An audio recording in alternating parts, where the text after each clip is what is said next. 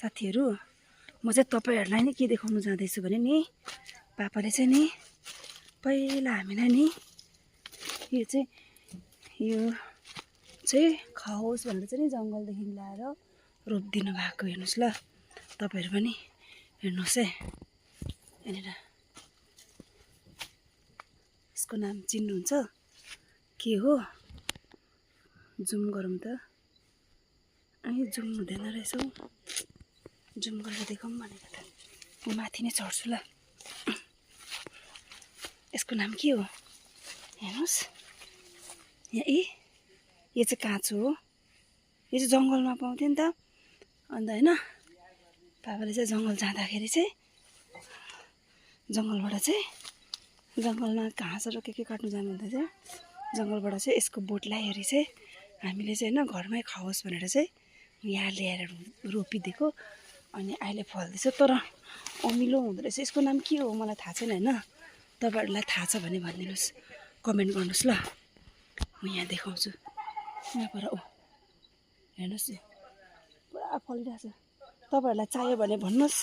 तपाईहरुको एड्रेसहरु दिनुस् हैन म तपाईहरुको घरमा पार्सल गरिदिन्छु यहाँ देख्न सक्नुहुन्छ देख्नुभयो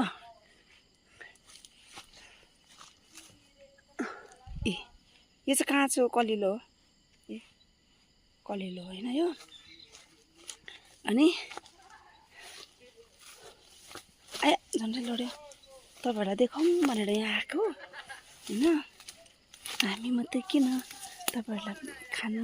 तपाईहरुलाई पनि देखाइदिउँ खानु मन पर्यो भने तपाईहरु भन्नुस् पठाइदिन्छु पुरा फलिरहेछ यो देख्नुभयो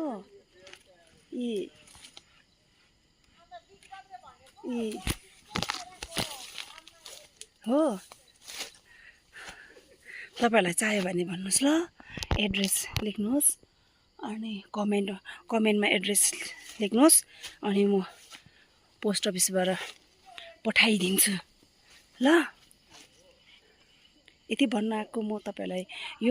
यो फ्रुट देखाउन आएको हैन यो फ्रुटको नाम मलाई थाहा पनि छैन